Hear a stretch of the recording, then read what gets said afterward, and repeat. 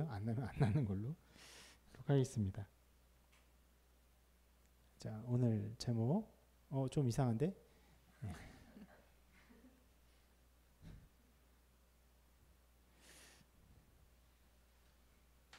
라는 제목으로 오늘 말씀 나누겠습니다.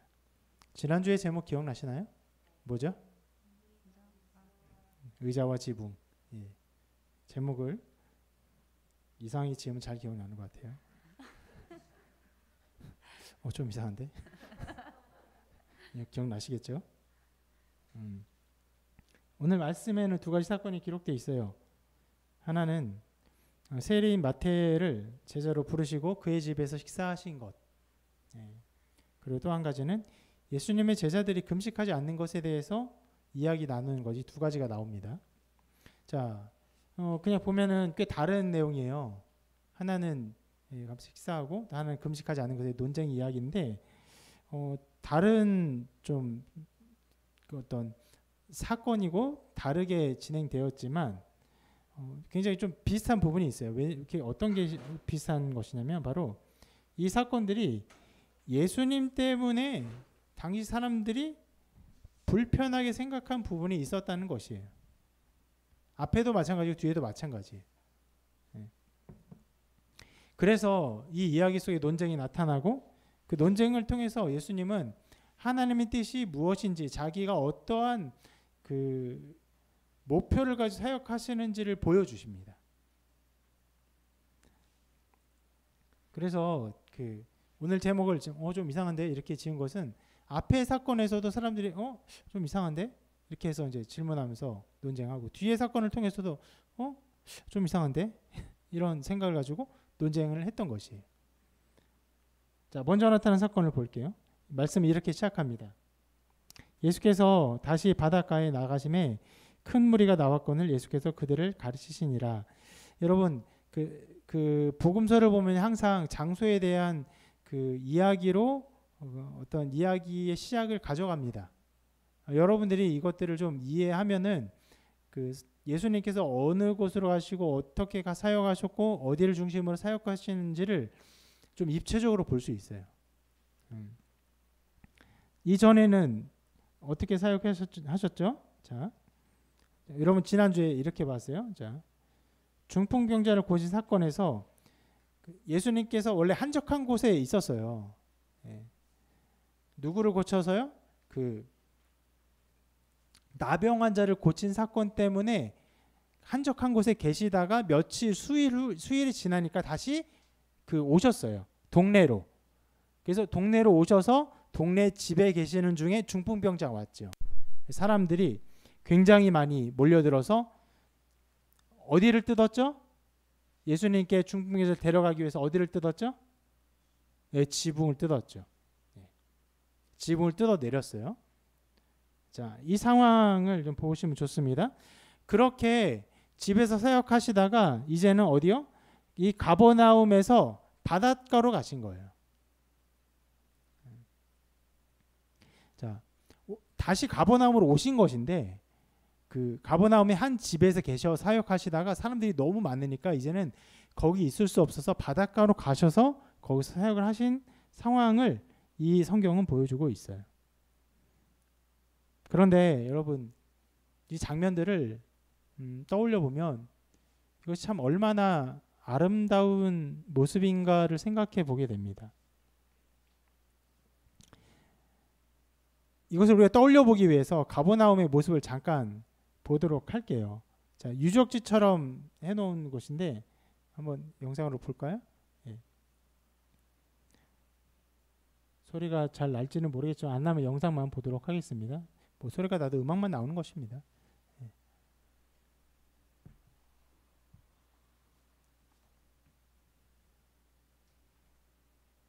우리 여기도 나와야 되고 방송으로 나와야 돼서 처음 하는 일이라 잘 될지 모르겠습니다.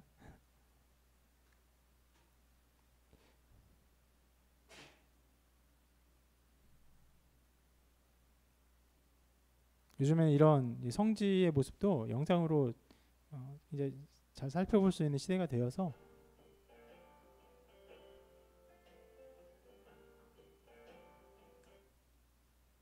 잘 멈추셨어요? 네. F11로 전체 화면 보여주시고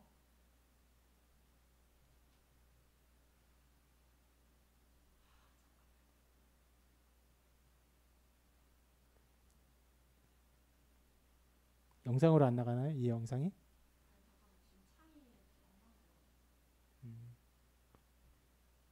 이게 방송의 여러 가지 일들을 이렇게 하는 게 쉽지 않은데요. 저희가 최대한 해보고 있는데 어려운 일이 있습니다.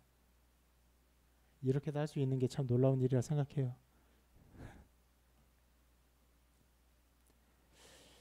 이게 가버나움이에요. 예, 유적지. 잠깐만 스톱해 보시겠어요? 예, 스페이스로. 예, 가운데에 좀 큰 좀 팔각형의 모양의 건물이 보이시죠? 저희가 이제 베드로 기념교회.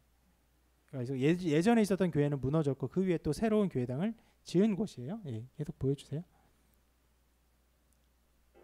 예. 여기가 이제 갈릴리 호수 근처고 호수가 너무 크니까 바다라고 성경은 종종 표현하는 곳입니다. 예. 그러니까 유적지가 정확히 이렇게 나와 있는데 이곳에 어느 곳이 예수님께서 뭐 집에서 중풍을 고쳤는지를 여기서는 확인하기는 어렵습니다. 그런데 대략 뭐 여기 어디 유적지 중 하나라고 이거 생각해 볼 수 있겠죠? 하다가 저렇게 이런 유적지가 있고요.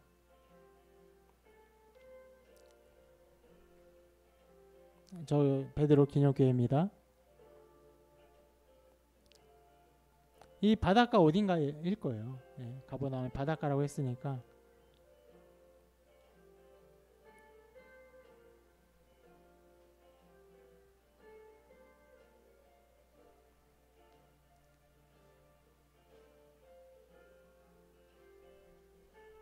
네, 저기입니다.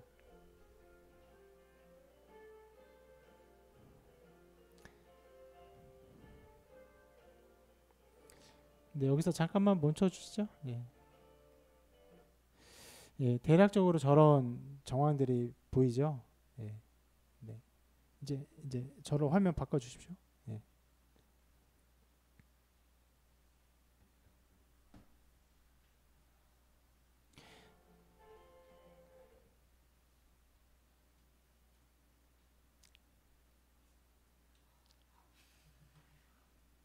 어렵습니다. 예.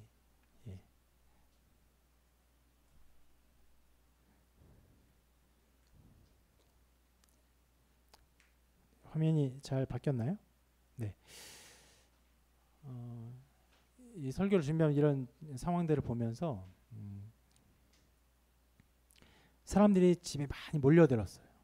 그런데 너무 많은 사람이 있으니까 거기서 있을 수 없어서 한적한 바닷가로 나가서 바닷가에 사람들이 많이 몰려들고 거기서 사람들이 함께 예수님의 말씀을 들으면서 참 하나님의 나라가 저런 곳이구나. 하나님의 뜻이 이렇구나. 이것을 깨닫고 또 그것을 새롭게 경험하고 했던 모습들을 막 떠올려 보게 됐는데 참 아름답다는 생각을 했어요.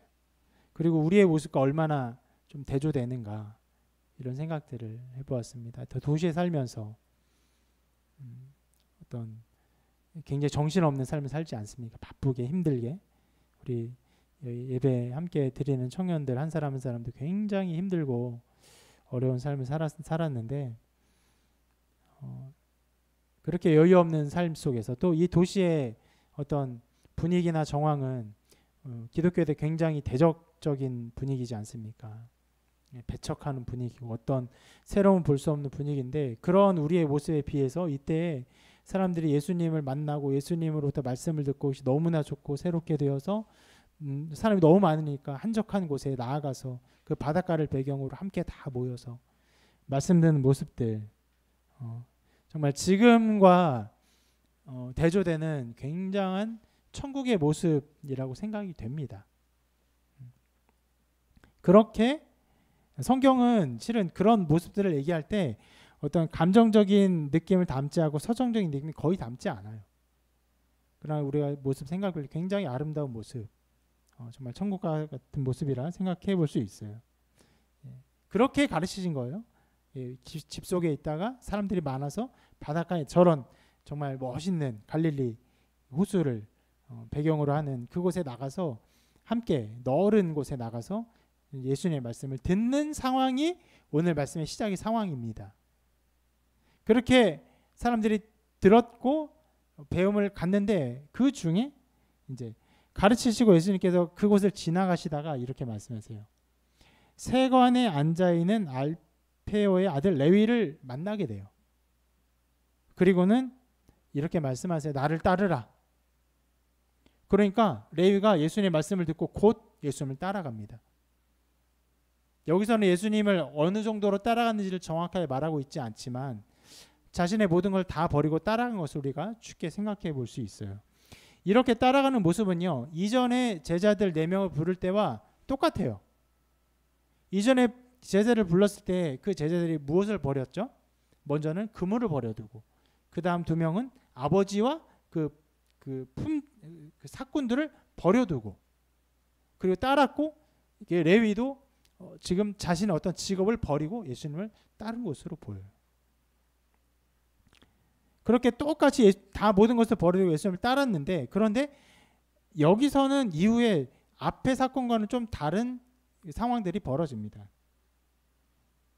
그것을 15절부터 이렇게 기록하고 있는데 자, 그의 집에 앉아 잡수실 때에 많은 세리와 죄인들이 예수와 그의 제자들과 함께 앉았으니 이는 그러한 사람들이 많이 있어서 예수를 따름이러라. 이전에 제자들을 처음 부를 때는요, 사람들이 예수님을 막 이렇게 구름처럼 따라다닐 때가 아니에요. 그래서 제자들이 따르고 끝났는데 지금은 수많은 사람들이 함께 따르던 때이니까 그 세리인 레위를 부르고 레위의 집에 가서 함께 식사를 하게 되니까 그 따르는 무리 중에서 많은 사람들이 그곳에서 함께 식사를 하게 된 것이. 또 특별히 이 레위가 세리이기 때문에 함께 세리로서 일을 했던 사람들, 그와 같은 사람들이 그곳에 많이 식사를 하게 되었습니다. 그래서 이렇게 표현하고 있죠. 많은 세리와 죄인들이 예수와 그의 제자들과 함께 앉았다. 이렇게 표현하고 있어요. 그런데 여러분, 자, 이 표현을 세리와 죄인들이라고 표현하고 있어요. 여기서 세리와 죄인들이라고 표현한 이유가 있습니다. 이것을 알기 위해서는 그 당시에 세리의 이 직책, 어떤 이 일의 좀 특징을 알면은 좀 도움이 됩니다. 세리는 쉽게 세금을 징수하는 관리인데 당시 로마 정부는 세금 징수를 효율적으로 하기 위해서 독점 판매권 제도를 운영했어요. 이게 뭐냐면 세금을 징수할 수 있는 이 권리를요, 이렇게 5년마다 경매에 붙입니다. 그러면 사람들 중에서 돈이 많은 사람들이 경매를 해서 가장 높은 값을 지불한 사람이 이 세금을 징수할 수 있는 이 직책을 갖게 되는 것이겠죠. 그래서 낙찰받은 사람들은 우리가 쉽게 추측해 볼 수 있는 것처럼 대부분 유대인이고 권력층과 가까운 사업가들이었습니다. 유대인일 수밖에 없는 것은요, 이 권리를 누구에게 팔았냐면 그 지역에 사는 사람들, 그러니까 유대인들이 사는 지역이기 때문에 유대인들, 그 중에서 권력층과 가까운 어떤 세력가들에게 이것이 팔렸던 것입니다. 그리고 이렇게 그 세금을 징수할 수 있는 권한을 산 사람은요, 해당 지방의 사람들 몇 명을 실무자로 고용을 합니다. 자기 아랫사람이죠. 부하처럼 부리는 몇몇을 고용하고 이 사람들을 통해서 세금을 징수하였는데 바로 이 말단 세금 징수원들이 세리예요. 근데 이 사람들이 실은 굉장한 비난을 받았습니다. 왜 그러냐면 자, 이런 상황들이 있어요. 로마는 일정 금액의 세금만 바치면 세금을 거두는 일 자체에 대해서는 관여하지 않았습니다. 어떻게 거두는지 얼마를 거두는지 그렇게 신경 쓰지 않았어요. 왜냐하면 그 당시에 로마의 통치 자체가 좀 느슨했어요. 완벽한 통치가 아니기 때문에, 그러니까 완벽한 통치라고 한다는 것은 모든 공권력을 장악하고 그 공권력을 통해서 모든 법률을 통제하는 것이죠.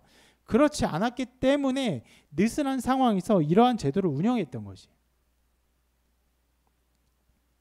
그리고 그 당시에 유대를 다스리던 분봉왕 같은 헤롯 왕이 있었는데, 이 헤롯 왕이 로마의 정부에 바치는 세금 외에 자신의 사치를 위해서 일정 분량의 세금을 또 따로 징수합니다.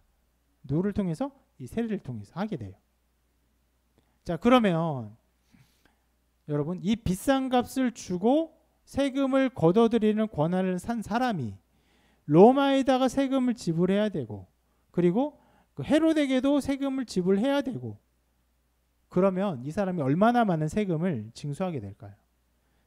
그러니까 로마에게도 적정량을 제공하고 헤롯에게도 꽤 많은 돈을 제공해야 되고, 또 자기도 돈을 주고 투자했기 때문에 거기서 돈을 걷어들여야 되고, 그리고 자기 밑에 혼자서 못하니까 몇 명을 뒀죠? 여러 명의 세리를 뒀잖아요. 세리들도 이것을 걷어들여야 되는데 그것에는 인건비도 또 많이 뽑아야 될 거 아니에요. 그러니까 굉장히 많은 세금을 걷어들일 수밖에 없는 구조가 된 것이에요. 그리고 이 세리들이 두 종류로 나눠지는데, 그 농업세와 같은 일반 세금을 걷어들이는 갑바이라고 불리는 사람들이 있었고, 또 세관에서 통관세, 그리고 통행세, 통관세는 물건이 지나갈 때, 그리고 통행세는 사람이 지나갈 때 그것을 걷어들이는 세금을 징수하는 목회사라는 사람들이 있었어요. 보통은 이 세관에서 그 통관세가 통행세를 걷어들이는 목회사가 더 많은 세금을 악독하게 빨아들이는 사람으로 인정되었습니다. 그러면 이런 상황에서 이 사람들은 어떻게 보면 그 로마를 위해서 일하는 사람이죠. 그렇기 때문에 이 백성들에게는 굉장히 매국노 같은 사람처럼 여겨지고, 그리고 악독한 사람처럼 여겨지는 거예요. 그리고 아까 말한 것처럼 이것을 정확하게 법으로 규정한 것도 아니고 정확하게 컨트롤하는 것도 아니기 때문에 그때그때 사람마다 더 많이 받고 덜 받고 하는 일들이 얼마나 비일비재하겠습니까? 그렇기 때문에 이런 배경 속에서 세리는 죄인들, 창기들, 이교도들과 같은 부류로 취급을 받았던 것이에요. 그래서 아까 말씀에 말한 것처럼 세리와 죄인들이라고 그냥 함께 그 한 부류처럼 이렇게 말을 하고 있는 것입니다. 자, 그런 세리인 레위가 예수님의 부름을 받아 제자가 되었는데, 자, 그 레위와 함께 일했던 것으로 보이는 또 다른 세리들, 아까 말씀드렸죠. 이 세리는 말단 징수원이기 때문에 여러 명이 있는 것이에요. 그들과 함께 일했던 이 세리들과 함께 예수님의 무리와 있게 된 것입니다. 우리가 생각해 볼 수 있겠죠. 그리고 이런 부분, 어떤 부분을요? 세리들이 백성들로부터 미움받았어요. 미움받고 좀 죄인들처럼 여겨지는 사람들이면, 이 세리들은 여러 명 있다고 했잖아요. 세리들은 어떻게 지냈을까? 자기들끼리 서로 잘 지냈겠죠. 자기들이 서로 협력해야 이 일도 잘하고 사람들로부터 보호할 수 있는 거 아니에요. 그러니까 하나의 공동체처럼 있으니까 이곳에서 함께 식사하면서 예수님과 있었던 것입니다. 그리고 또 어떤 죄인들이 그들과 함께 있었는지는 성경이 정확히 말하고 있지 않지만, 또 다른 어떤 죄인들이 이 세리들과 함께 있었어요. 여기 말한 것처럼 여러 가지 그 창기들, 이교도들도 그렇게 함께 죄인들로 묶여 있기 때문에 어떻게 보면 이 사람들도 이 세리들과 좀 친하게 커넥션이 있었다고 생각해 볼 수 있겠죠. 그래서 그들 중에 어떤 사람들이 그 같은 동료로 예수님과 함께 식사를 하고 있었던 것입니다. 그런 상황에서 바리새인의 서기관이라고 말해요. 서기관이고 바리새인인데, 바리새인의 서기관은 바리새인들 중에서 또 특별히 말씀에 열심히 있는, 말씀을 기록하고 가르치는 일에 더 특출난 사람들을 말하는 것이에요. 이 사람들이 이렇게 따집니다. 이렇게 말했습니다. 바리새인의 서기관들이 예수께서 죄인 및 세리들과 함께 잡수시는 것을 보고 그의 제자들에게 이르되 어찌하여 세리 및 죄인들과 함께 먹는가? 이렇게 따져 묻습니다. 자, 여기서 이것을 따져 묻는 것은 그 이스라엘 백성들이 식사의 부분을 굉장히 중요하게 생각했기 때문에 그래요. 식사는요, 단순히 밥을 먹는 것의 의미가 아니라 그들이 함께 종교적인 영적인 그 같은 레벨을 향유하는 공동체가 된다는 것을 의미합니다. 이것을 이해하기 위해서는요, 일종의 정결법을 좀 이해할 필요가 있는데, 자, 성경은 사람들을 정한 자 그리고 부정한 자로 나눕니다. 어떤 때 부정한 자가 되냐면 부정한 것에 접촉하거나 부정한 것을 먹었을 때 부정한 자가 돼요. 그래서 부정한 음식, 예를 들어서 돼지고기도 부정한 음식이 되죠. 먹지 못하게 합니다. 그래서 그런 여파로 지금도 그런 어떤 종교적 전통 속에서 할랄 음식들이 나오는 것이죠. 나오는 것인데 그렇게 먹는 음식이 정해졌을 뿐 아니라 부정한 것에 접촉해서도 안 되는 것인데, 만약에 어떤 사람들이 그 부정한 것에 접촉했어요. 그럼 그 사람과 접촉하면 나도 부정하게 돼. 그래, 부정하게 되기 때문에 정한 사람이 아니기 때문에 정하게 되기 위해서는 정결 예식을 또 거쳐야 됩니다. 그래서 음식을 먹을 때 이 사람들이 항상 하는 것이 있어요. 밥 먹기 전에 항상 손을 씻습니다. 밥 먹기 전에 손을 왜 씻어요? 왜 씻어요? 왜 씻어요? 이은이 밥 먹기 전에 손을 왜 씻어요? 안 씻어요? 왜 씻으라고 가르쳐요?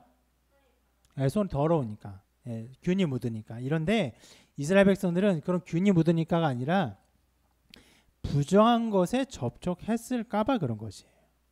그러니까 저도 지금 설교하면서 이것도 만지고 컵도 만지고 이것도 만지잖아요. 그런데 이것들이 정결하다고 생각될 수 있지만 여러분, 이런 것에 어떤 동물의 사체가 닿았을 수 있잖아요. 곤충이 여기서 뭐 죽어서 떨어져서 한번 굴렀을 수 있잖아요. 그러므로 무언가 닿으면요, 그것에 어떤 부정함이 있었지 몰라요. 그렇기 때문에 식사 전에 언제나 이 정결을 예식을 위해서 손을 씻습니다. 그만큼 부정한 것에 닿고 접촉하는 것 자체가 그들에게 부정을 접촉하게 되는 것이고 부정케 만드는 것이기 때문에 그 정결을 유지하기 위한 여러 가지 일들을 하는데, 보세요.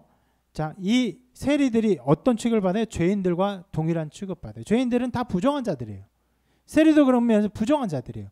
그럼 부정한 자들이 함께 식사를 하면은 이 사람은 어떻게 됩니까? 이 사람들도 다 부정케 되는 거죠. 그러니까 너희들 왜 부정한 사람들과 함께 식사하고 있느냐라고 따져 묻고 있는 것입니다. 이러한 질문에 대해서 보통의 유대인이면 이렇게 대답해야 됩니다. 제가 잘못했습니다. 제가 정신없이 식사를 하다 보니까 정결법을 지키지 못했습니다. 이제 정결 예식을 온전히 치르고 정결한 상태에서 식사를 하도록 하고 이렇게 부정한 사람들과 식사를 하지 않도록 하겠습니다. 이렇게 말을 해야 돼요. 그런데 예수님이 이런 질문에 대해서 이렇게 말씀하십니다. 이렇게 들으시고 그들에게 이르시되 건강한 자에게는 의사가 쓸데없고 병든 자에게라 쓸데있느니라. 나는 의인을 부르러 온 것이 아니요 죄인을 부르러 왔노라 하시니라. 이게 무슨 말이죠?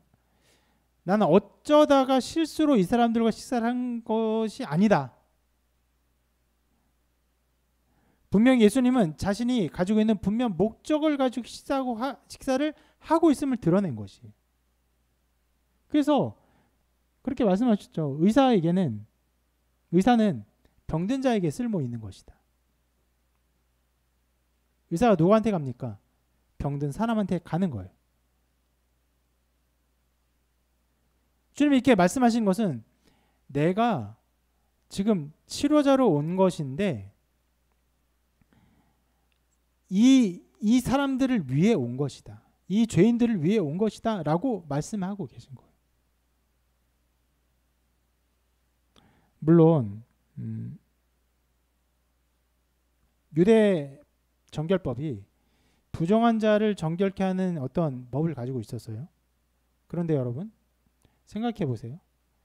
자, 이 사람들이 세리 자체를 부정한 사람으로 여겼다면은 이 세리들은요, 세리의 일을 하는 동안 내내 어떤 사람입니까? 내내 부정한 사람이에요. 그러면 이 사람들 어떤 면에서는 정결하게 될 수 없는 사람들이. 일종의 어떤 일이 벌어졌냐면 계급화가 벌어진 것이에요.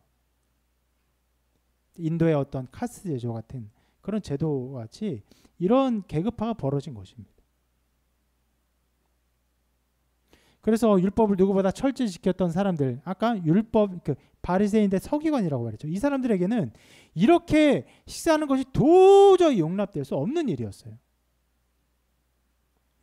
그러니까 도저히 상상할 수도 없는 일이니까 예수라는 사람이 저 사람이 지금 정신이 없어서 어쩌다 보니까 식사를 한 것이구나. 정말 경황이 없어서 이런 실수를 했구나라고 해서 그것을 좀 어떻게 보면 찌른 거예요. 어찌하여 이렇게 식사를 합니까? 그러나 예수님은요, 그들의 생각처럼 실수로 그 자리에 식사를 한 것이 아니에요. 이미 예수님은요, 자신의 뜻을 명백히 보여주셨는데 바로 레위를 제자로 부르셨어요. 레위가 어떤 사람이에요? 이 마태 레위가 세리예요. 세리를 자기의 제자로 부르셨다는 것은 세리를 위한 자기의 마음이 있다는 것을 드러내신 거예요. 그리고 그들과 함께 거하기를 기뻐하셨고 그들을 제자로 부르셨고 심지어 그들과 함께 식사를 하신 것이죠. 예수님은요, 이런 행동을 통해서 자기의 뜻을 드러내신 거예요. 그리고 하나님 나라를 나타내 보이신 것입니다. 이 바리새인의 서기관들 눈에는 이렇게 보였을 거예요. 오늘 설교 제목처럼 이상한데? 좀 이상한데? 이거 이러면 안 되는데? 왜 이런 일이 벌어졌지? 도대체 무슨 일이 벌어진 거지? 라고 하면서 따져 물은 거예요. 그런데 좀 이상한데 라고 생각되는 그 행동들, 그렇게 나타나는 그 정황들은요, 실은 조금 이상해서 나타나는 일이 아니라 예수님의 마음의 생각의 깊이에 완전히 다른 것을 바라보고 있기 때문에, 완전히 다른 가치관을 가지고 있기 때문에 그런 열매가 나타나는 것이에요. 여기서 예수님이 보이신 하나님 나라는요, 죄인으로 여겨지는 사람을 밖으로 내보는 곳이 아니에요. 사람들을 계급화시켜서 그것을 일종의 신분처럼 여기는 그것이 하나님의 나라가 아닙니다. 여기서 보이신 하나님 나라 어떤 나라입니까? 죄인을 용납하는 곳이에요. 죄인을 용서하는 곳이고, 그리고 죄인을 제자 삼는 곳입니다. 그 어떤 부정한 사람일지라도 하나님의 나라의 백성이 될 수 있는 그런 나라예요. 누구를 통해 일이 이루어집니까? 예수 그리스도를 통해 이루어지는 거예요. 주님은 이것을 매우 적극적으로, 더욱 적극적으로 이 사명을 표현하셨어요.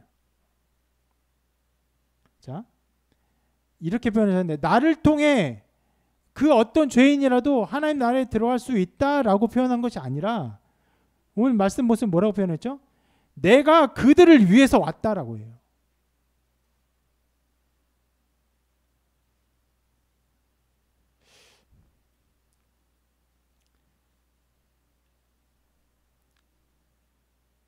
하나님의 나라 여기 있고 예수님을 통해서 누구나 하나님 나라에 올 수 있습니다. 여러분 이 나라에 오십시오.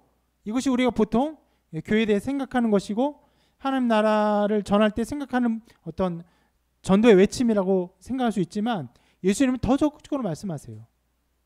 내가 죄인을 위해서 온 것이다. 죄인들이 있고 그들을 위해서, 내가 그들을 고치기 위해서 온 것이다 라고 말씀하시고, 어떻게 보면요, 이렇게 말할 수 있어요. 여러분, 의사가 훌륭한 사람이죠. 그런데 환자가 없으면 의사가 쓸모가 있습니까? 아무 쓸데 없어요.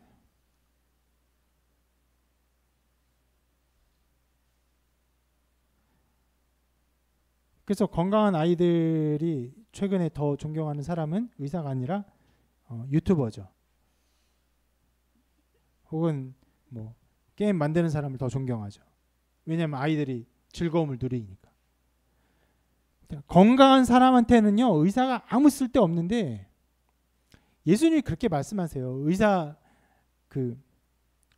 건강한 사람은 의사가 쓸데 없다고. 자기가 그 병든 사람을 위해 왔다고. 그러면 여러분 이렇게 생각할 수 있어요. 그 병든 죄인들이 없다면 예수님의 존재가 의미가 없다는 거예요.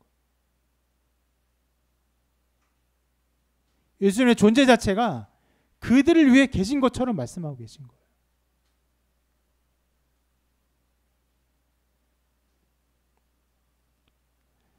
여러분 이것이 오늘 이 작은 말씀을 통해서 예수님이 드러내고 계신 것이에요.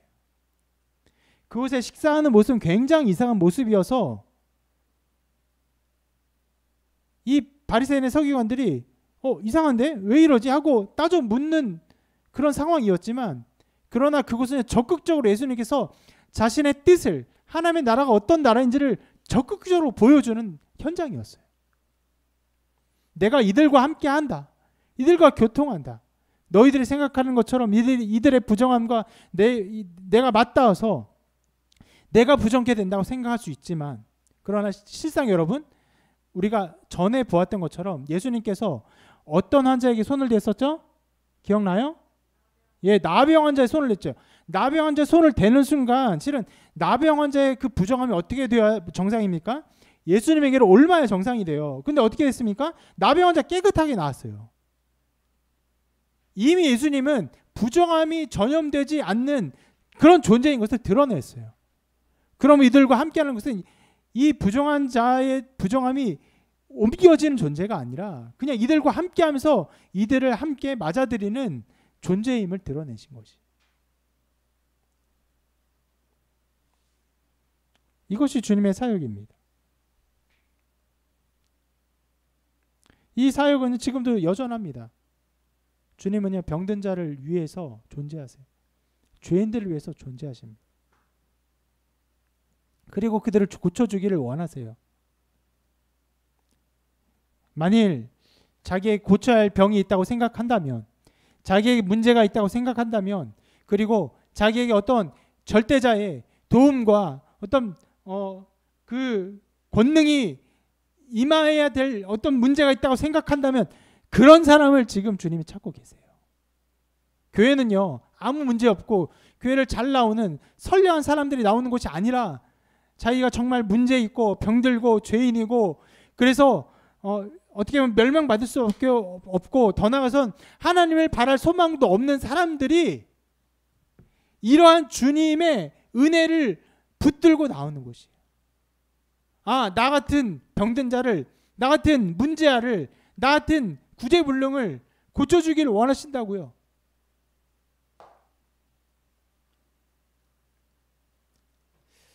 오늘 말씀을 들으면서 혹 여러분들 중에 정말 나에게 문제가 있다, 나에게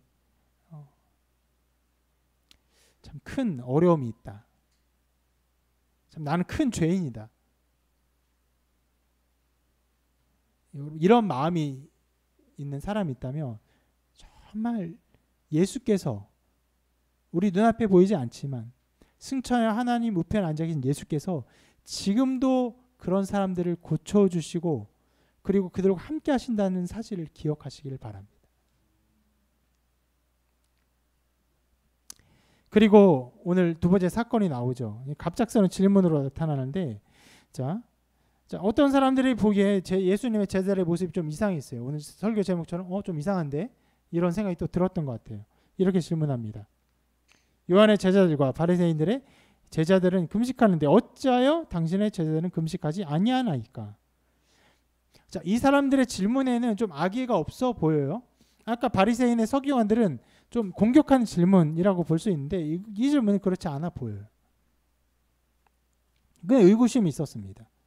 이 사람들이 보기에 예수님의 제자들과 바리새인들 그리고 요한의 제자들은 꽤 달라 보였어요.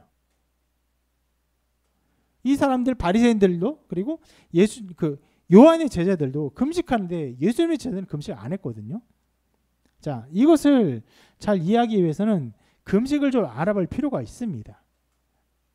이스라엘 백성들은 정한 때에 금식을 하였는데, 자, 율법은 구약의 말씀을 1년에 한 번 이 금식을 정했어요. 바로 대속죄일, 종교력으로 7월 10일에 금식하도록 규정하고 있습니다. 이때요.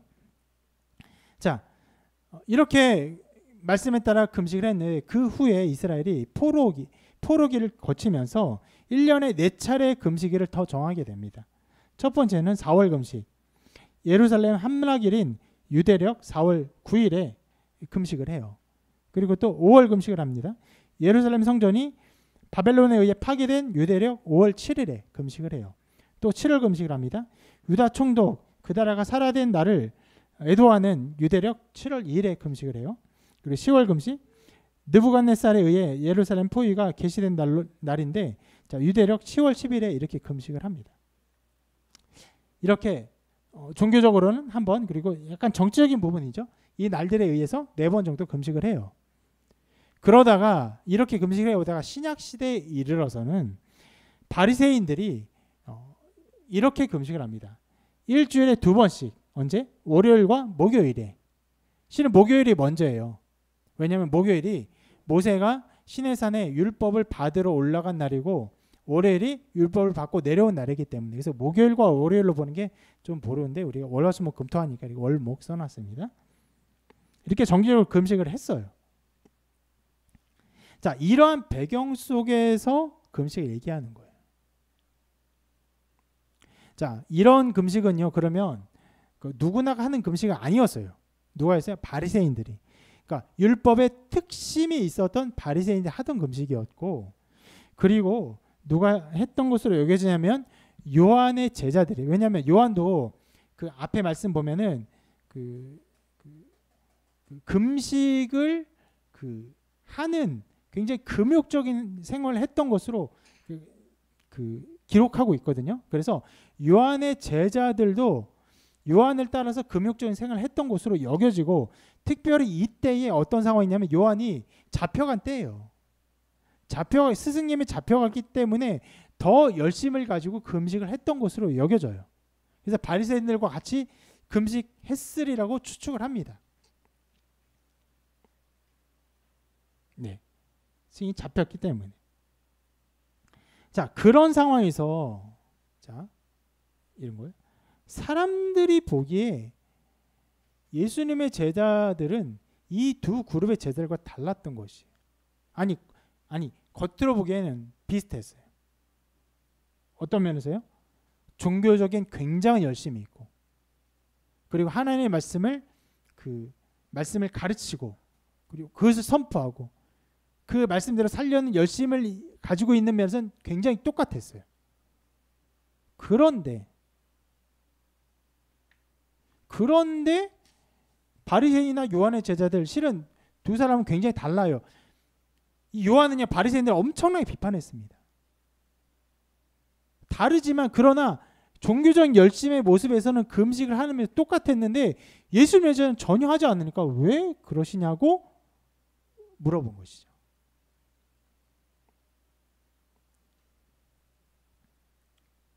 그거에 대해서 예수님이 이렇게 말씀하십니다.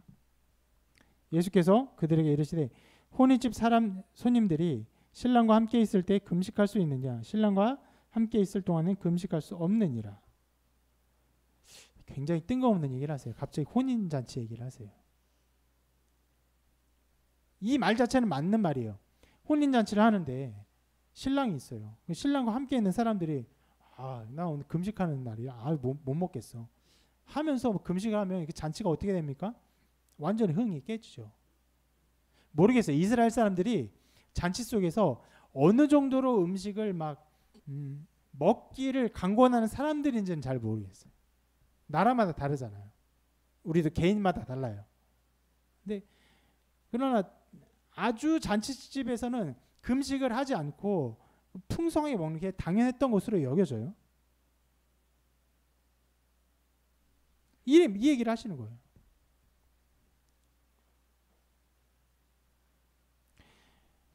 사람들이 이 질문을 한 사람들이 보기에는 예수님의 제자들, 요한의 제자들, 또 그리고 바리새인들 크게 달라 보이지 않았던 것이. 어떻게 보면 똑같아 보이는 사람들이었는데 금식을 하지 않으니까 이렇게 말을 했던 것인데, 실은 그 안에는 매우 중요한 차이가 있죠. 그 차이점이 무엇입니까? 바로 이것이 예수님. 예수님이 이 모든 그룹에 결정적인 차이를 가져오는 분이었어요. 예수님이 그곳에 계셨기에 제자들은요, 혼인잔치에 함께 있는 것이. 주님 자신이 모든 기쁨의 근원임을 드러내신 것이. 실은 그들은 이 상황을 전혀 몰랐어요. 예수님이 어떤 분인지도 몰랐고. 그러나 주님은 아셨어요. 주님은 자기 자신의 충만함을 알고 계세요. 자신의 존재의 그 온전함과 특별함을 알고 계세요. 자신이 오셨기 때문에 그들에게 나타날 수밖에 없는 모든 상황들을 알고 계셨어요. 실제로 제자들은요, 이것을 이미 느꼈습니다. 언제부터요? 예수님의 음성을 들을 때부터 느꼈어요. 설명을 많이 아니하시고 예수님이 제자를 부르실 때 뭐라고 부르셨죠? 기억나요? 예수님께서 제자를 어떻게 부르셨어요? 뭐라고 부르셨어요? 뭐라고 부르셨어요? 간단해요. 나를 따르라. 제자들은 그 말 속에 하나님의 권위를 느꼈어요. 자신의 존재를 완전히 흔드는 하나님의 권위를 느꼈어요. 그래서 우리가 이 마가복음 처음 시작할 때 그 예수님의 부르심 자체에, 제자를 부르신 일 자체, 그들이 모든 것을 버리고 따르는 것 자체에 하나님의 권위가 나타났음을 우리가 이미 살펴보았어요. 그럼 부르심 자체에 완전한 특별함을 느껴서 그물을 버려두고 아버지를 버려두고 또 세례는요, 자기 세례의 그 귀한 직업을 버려두고 따랐어요. 따라갔더니 어떤 일이 일어났습니까? 우리가 계속 살펴보았죠. 회당에서 말씀을 가르치시니까 말씀의 권위를 사람들이 느꼈어요. 사람들의 권위와 같지 않은 권위가 예수님께 있었음을 느꼈어요. 그리고 그 권위를 느끼자마자 그 회당에서 귀신을 내어 쫓았어요.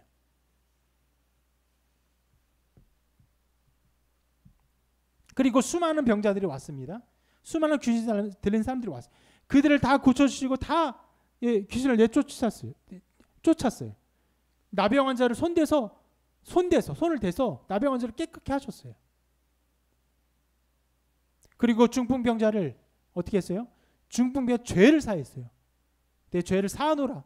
그리고 중풍병자 어떻게 했습니까? 일어나 걸어가게 하셨어요. 그리고 수많은 사람들이 예수님의 말씀을 듣고 예수님을 따르고 있었어요. 이 모든 일을 예수님의 제자는 이미 경험하고 있었어요. 주님이 오셨기 때문에 주님과 함께하니까 완전히 다른 일이 벌어졌고 다른 나라에 거하는 일들이 실제적으로 일어난 것이에요. 그래서 이 제자들은요, 슬퍼할 겨를이 없었어요. 주님과 함께하는 그 놀라운 일들로 말미암아서 정말 형언할 수 없고, 그리고 말로 다 표현할 수 없는 일들이 그들 앞에 나타나 있었던 것이에요.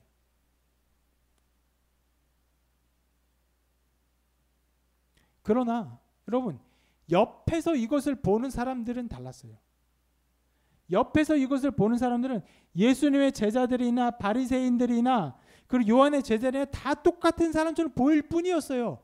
그들 눈에 보이게 다른 것은 무엇이 달라 보여요? 금식을 열심히 하고 금식을 하지 않고만 보였던 것이에요.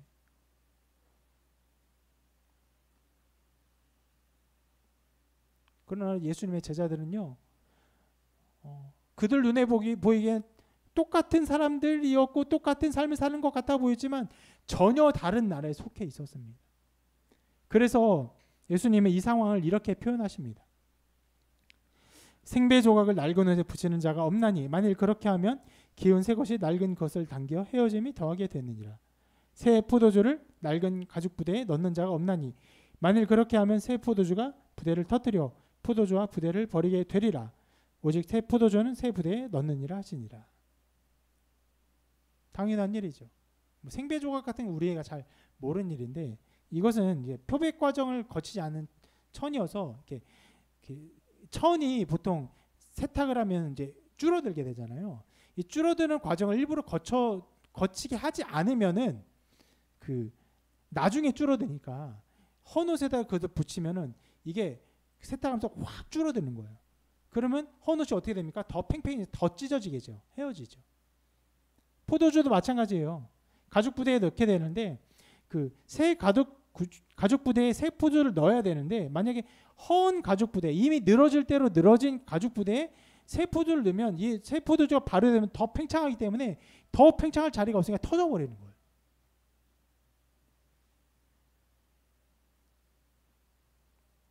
예수님의 제자들이 바로 이 새로운 생배 조각이고 그리고 새로운 포도주예요.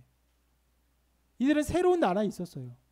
이전의 가치관과 눈으로 판단하고 볼 수 없는 나라에 살고 있었던 것이에요. 누구 때문에? 예수님 때문에. 예수님이 그런 새로운 나라를 이루시는 분이세요. 새로운 나라를 경험케 하시는 분이세요. 예수님이 오셨기 때문에 그런 일들이 이미 벌어진 것이에요. 그들은 이해할 수 없었어요. 예수님을 옆에서 보는 사람들이 이해할 수 없었어요. 그러나 제자들은 그것을 이미 경험하고 살고 있었던 것입니다.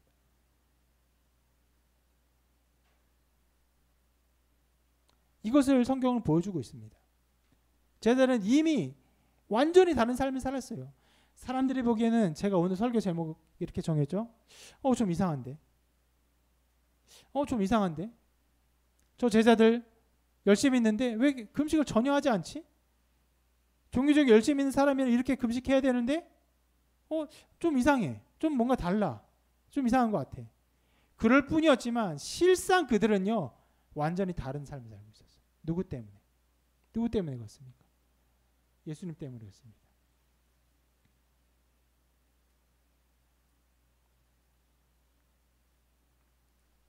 이것은요. 지금도 동일하게 벌어지는 일입니다.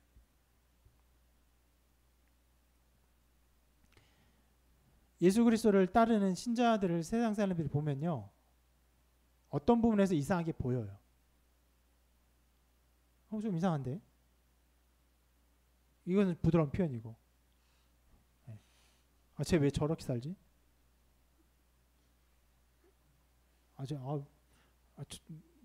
뭔 재미로 살지? 저도 회사 다닐 때 그런 질문을 많이 받았어요. 제가 저한테 뭐 경수 씨 이렇게 하면서 동료들이 제가 경수 씨니까 이상하죠? 목사님으로 본 사람이 경수 이름 되게 이상. 경수 씨 도대체 뭔 재미로 살아요? 이렇게. 그럼 옆에서 아는 사람 알아요. 경수 씨는 교회 가는 재미로 산다고. 잘 몰라요. 교회 가는 재미가 아니죠. 하나님 나라에 거하는 삶입니다. 새로운 질서, 새로운 가치관, 새로운 기쁨이 있는 곳이.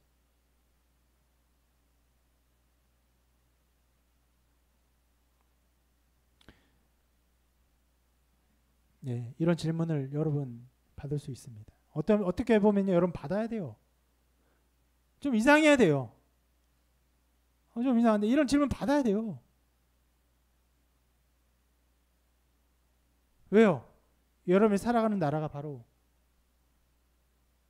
하나님의 나라이고 그곳의 백성이기 때문에 이런 질문을 받아야 합니다.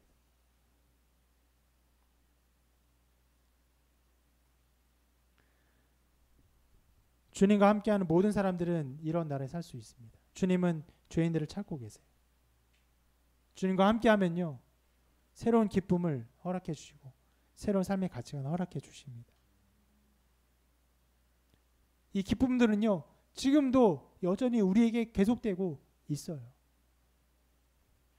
교회를 개척하고 우리 함께 새로운 공동체가 형성되고 한 사람 한 사람과 교제하면서 하나님의 기쁨을 누리고 하나님의 말씀을 마음에 새기고 그 말씀대로 살기를 위해서 발버둥 치고 삶을 변화시키고 인생의 새로운 길들을 걸어가는 모습을 보면서 하나님 나라의 확장들을 새롭게 바라보면서 물론 그 일을 하면서 막 넘어지기도 하고 엎어지기도 하고 실수하기도 하고 낙심하기도 하고 때로는 불신앙이 거하기도 하지만 그러나 그런 일들을 하게 하는 이 모든 상황들을 보면서 우리가 새로운 나라에 거하고 있구나.